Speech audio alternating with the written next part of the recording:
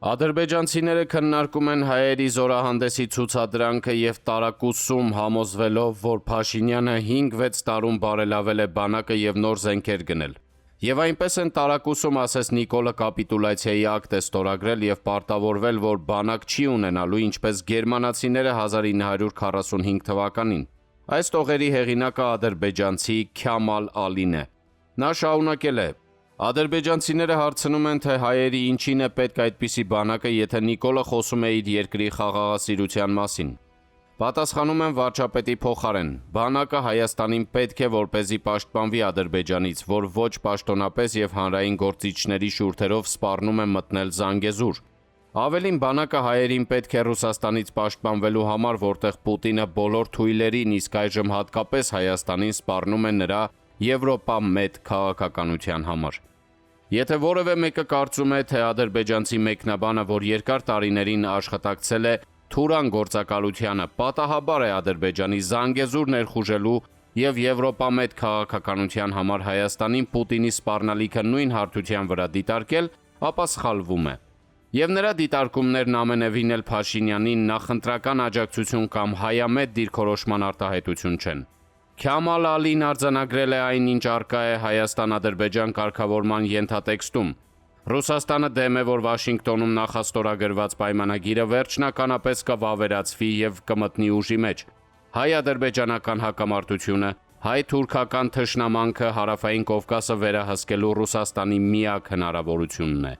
Ազգային բանակի արդիականացումը, նոր սպառազինություններով զինված ուժերի համալրումը ամրապնդում են Հայաստանի դիրքերը, բարձրացնում նրա սուբյեկտությունը ոչ այնքան ռազմական, որքան քաղաքական առումով։ Այդ իմաստով մայիսի 28-ի զորահանդեսի բուն նշանակությունը որևէ մեկին ուժի ցուցադրումը չէ, այլ Հարավային Կովկասի երկու երկրների՝ Վրաստանի եւ Ադրբեջանի հետ նույն շարքում կանգնելու հայտը, քանի որ իրենց պետականությամբ հայերը պարտական են Ռուսաստանին խոսույթը պետական քարոզչությունն է միայն Բաքվում եւ Մոսկվայում։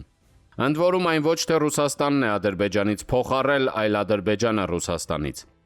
Ադրբեջանցի մեկնաբանի շեշտադրումը, որ Փաշինյանը կապիտուլյացիա չի ստորագրել եւ չի պարտավորվել, որ բանակ չի ունենալու, ուղղակի հակադրվում է Իլհամ Ալիևի քարոզչությանը, որ կիրառում է նաեւ Հայաստանի ընդդիմությունը։ Դա ուղղակիորեն աղերսվում է հայ-ադրբեջանական պայմանավորվածություններին, երաշխավոր ունենալու թեզին, որ քարոզարշավի ընթացքում լայնորեն կիրառում է Հայաստան դաշինքի առաջնորդ Ռոբերտ Քոչարյանը։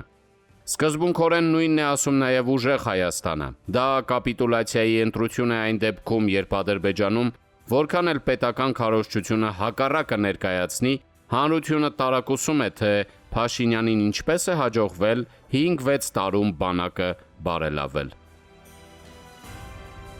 Մայիսի 29-ին, ինչպես Ազատությունն է տեղեկացրել, Սպիտակում քաղաքացին Հայաստան դաշինքի առաջնորդ Ռոբերտ Քոչարյանին քննադատել է, թե ինչու ժամանակին Հայաստանը նոր սպառազինություններ եւ հատկապես ԱԹՍ-ներ ձեռք չի բերել։ Ի պատասխան երկրորդ նախագահն ասել է, թե ինքը կապ չունի, իր կառավարման տարիներին անօդաչու թռչող սարքեր չկային։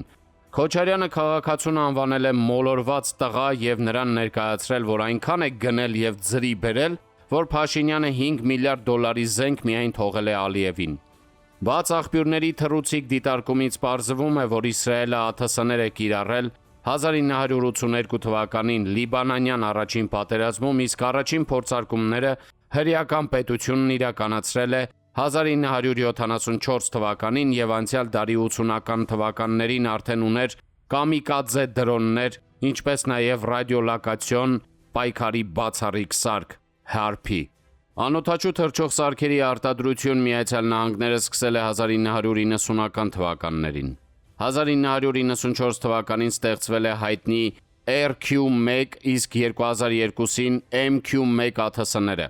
Այդ տարիները ԱՄՆ ռազմական փորձագետներն անվանել են մարտական դրոնների դարաշրջան։ Հայաստանի անմիջական հարևաններից Թուրքիան 2004 թվականին բախվելով խտրական վերաբերմունքի որոշել է անցնել ազգային ԱԹՍ-ի արտադրության եւ լիովին հրաժարվել ներմուծումից։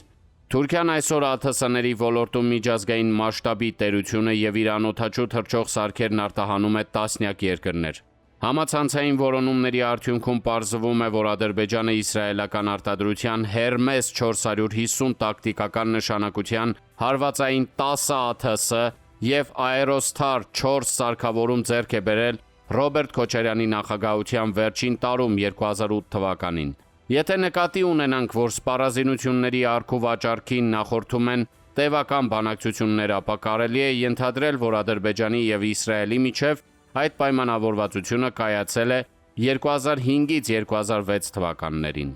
Եվ եթե Երևանում այդ մասին տեղյակ չեն եղել, ուրեմն Հայաստանը ռազմական եւ արտաքին հետախուզություն չի ունեցել։ Չափազանց ուշագրավ է, որ այդ ժամանակաշրջանում Ռուսաստանը նույնպես ԱԹՍ-ներ ձեռք չի բերել եւ սեփական արտադրություն չի կազմակերպել։ Ռուսաստանը ԱԹՍ-ների արտադրություն սկսել է 2022 թվականին Ուկրաինայի դեմ պատերազմի սանձազերծումից հետո։ Ընդ որում, ինչպես միջազգային մամուլն է պնդում, օգտագործում է իրանական եւ չինական տեխնոլոգիաներ։ Այսպիսով կարելի է ասել, որ երկրորդ նախագահի կառավարման տարիներին Հայաստանի համար իրոք անօդաչու թռչող սարքեր չեն եղել, քանի որ սպառազինությունների ձեռքբերման միակ աղբյուրը Ռուսաստանն էր, որ ինքն էլ ԱԹՍ-ներ չուներ։ Ի տարբերություն Ռուսաստանի, Իրանը ԱԹՍ-ների առաջին փորձարկումներն իրականացրել է 1980-ական թվականների վերջից, իսկ արդեն 2000-ական թվականներին սկսել է հարվածային անօդաչուների զանգվածային արտադրություն։ Հայաստանը փորձել է Իսլամական Հանրապետությունից թեկուզ հետախուզական ԱԹՍ-ներ ձեռք բերել, հայտնի չէ։ Փաստ է, որ աշխարհի զարգացած երկրները Հայաստանի անմիջական հարևանները 2000-ական թվականների սկզբից կամ ԱԹՍ-ների սեփական արտադրություն են ստեղծել, կամ ձեռք բերել, իսկ Հայաստանը ոչ։